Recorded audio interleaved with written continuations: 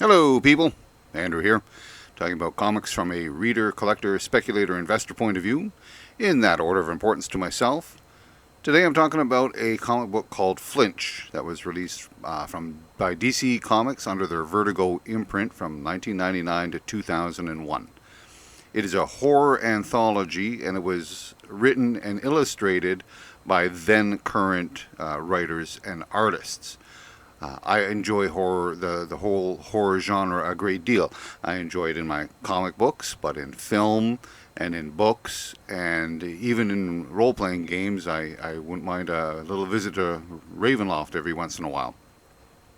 So this little series is an anthology, as I said, different writers and artists of the time, quality writers and artists of the time.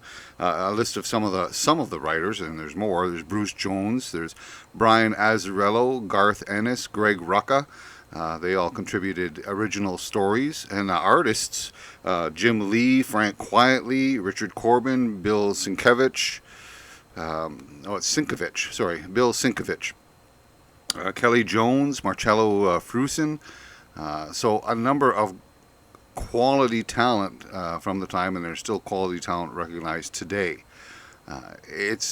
And like any horror anthology series, is going to be a hit and miss. Each book contains about 3 stories, and in those 3 stories, you're sure, if you're into the short horror vein, of course, you're bound to find at least one of them that appeals to you. Some are very good, and some not so good. But there's bound to be even one in the entire series that really leaves a mark with you.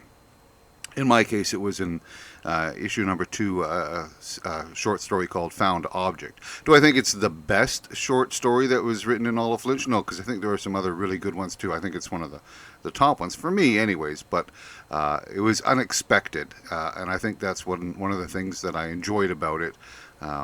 There's a couple in here that are really unexpected. Some of them have, you can almost read the ending by the time the book starts. There's only 8 pages per short story, so they got to be really quick about the story and get to the point and get to the finale. But I found that Found Object was a bit of a surprise for me. So I think, just right out of the gate, is it worth a read? If you're a horror fan like myself, then yes. It's somewhat of an overlooked book. It only ran for 16 issues. But I love all of the covers. Well, there's a couple of covers that I'm not as crazy about, but look at this cover. This is an excellent cover. And then their cover artists they had were great too. This is a cover by Richard Corben. This is issue number 2 that has the short story Found Object in it. But there are great short stories in all of these books, and as I say, great art. I don't know what else to tell you about that, other than you should get a copy of this now. So as far as collecting it, it's not an expensive collection. It's just a question of being able to find it, and it's more. I'll say dollar bin material, because it doesn't have any greater value beyond that. Sometimes maybe $1 to $5. Let's call it that per issue. But I'm sure there are copies of this in dollar bins and in $2 bins around the continent. So would I? And as far as other parts of the collection are concerned. So if you want into horror, the whole horror anthology, then yes, this is, and I love it because it's not reprints. It's from, as I say, from the current writers and current artists, and that's an interesting viewpoint already. So I'm interested in that.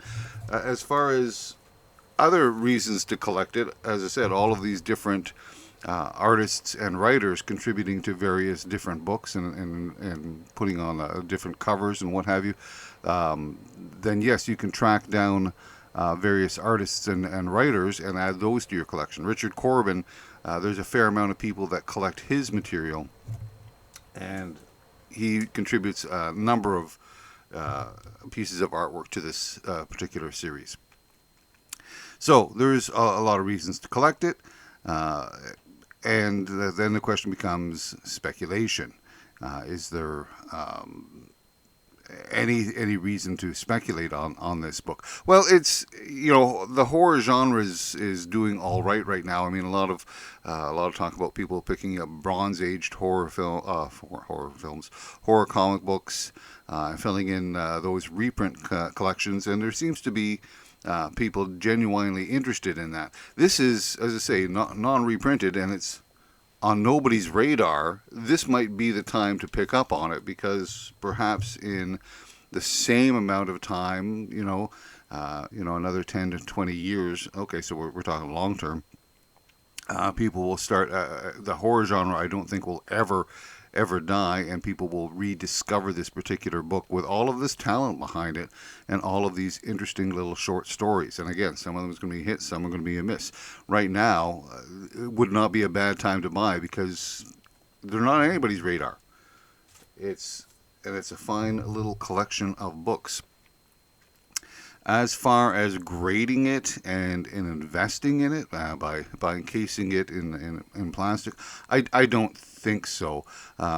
Especially when it comes down to a horror anthology. Sure. Some of the covers are noteworthy. Actually, a lot of the covers, and you may want to just show the cover. But really, a horror anthology is meant to be read. All comics are meant to be read, but I find that you'll lose out if you just buy a slabbed copy of it. This is an Alex Ross cover, yet another artist that contributed to this series. So again, if you're following Alex Ross, you would be buying this cover or this book just for that cover. So speculate, yes, buy it when it's extremely low.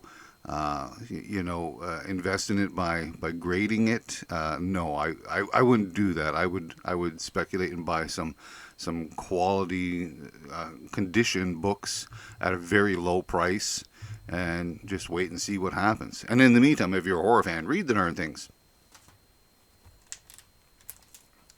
So as I say, it went on for 16 issues. I enjoyed it. I enjoy going back to it. Beauty of a horror anthology is unlike a series where you have to, if you want to get the full story, you got to read 4 to 6 issues, somewhat in a row, so that you get the full effect of the story. This one, you get 3 stories per. You can just pick up any book anytime, and then you get yourself a little blast of horror. This one here is issue number 11, and I point out this one because that cover, it was nominated for a Will Eisner Award. There's a story inside called Red Romance that actually won a Bram Stoker Award. So, it was award-worthy books that we're looking at here. It is high quality, it just flew under the radar. And this is the one cover that I think is kind of the weakest of the bunch. And I think the last one we saw is one of the stronger of the bunch. So, and that, you'll get a mixed bag of tricks in that. So yeah, overall, my feeling is to definitely read this series, pick up this series, pick up a couple of issues in a bin that's an inexpensive bin somewhere along the line. Try and track down some of the artists that you like, and you'll read some of their stories and some of the writers that you appreciate.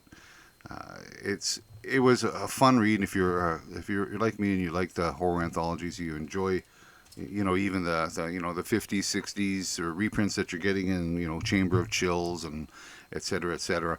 Definitely pick this up. It's good to see current talent, current for the time, writing new short story books. I would love to see more of short story books. And the final issue with another Richard Corben cover. So that's it for Flinch. It's sort of flying under the radar. I could say it's underappreciated. Maybe people just don't know that it's out there. Maybe people that are collecting today, they don't remember all. Well, they can't remember. They can't recall all or track down all of the books that were written 25 years ago. So this is, and as I say, it's on nobody's radar and doesn't get any kind of mention. So it's possible that people just do not know it exists. I'm here to tell you that it does exist, and that you should, if you're a horror fan, check out Flinch by DC Comics under their Vertigo line. That's it for today, people. Take care of yourselves and take care of others, and we'll talk again soon.